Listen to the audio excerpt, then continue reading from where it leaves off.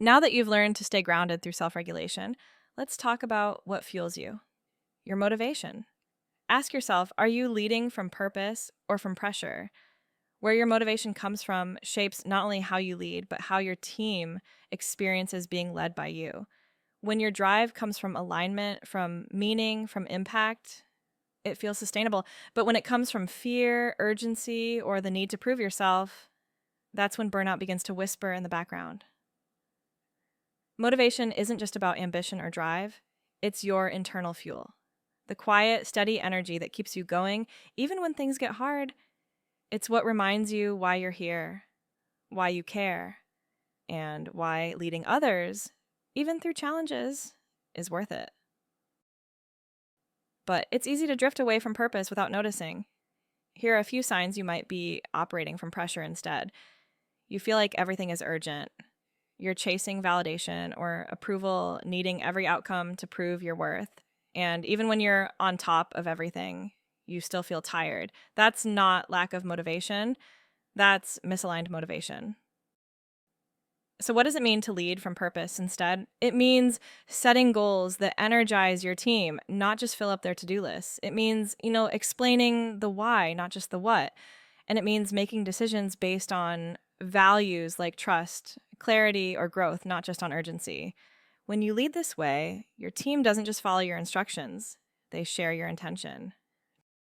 To start shifting back toward purpose, pause and ask yourself, when do I feel most energized at work?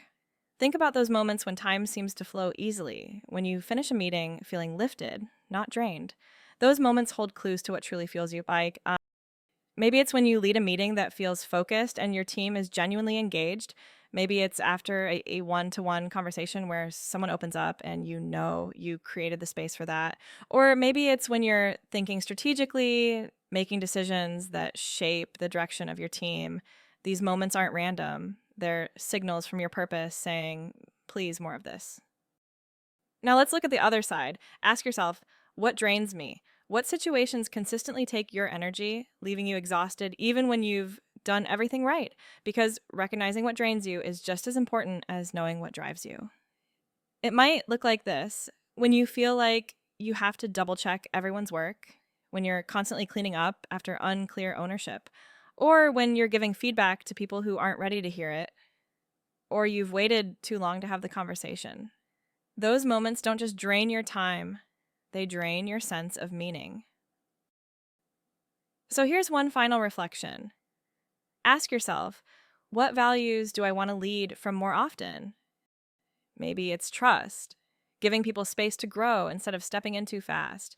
Maybe it's curiosity, asking before assuming. Maybe it's empowerment, pushing decisions down instead of holding them too tightly. Each of those choices realigns you with purpose, not pressure. When you lead from values, your motivation becomes a steady current instead of a sprint. You move with clarity instead of urgency. You create energy instead of depletion.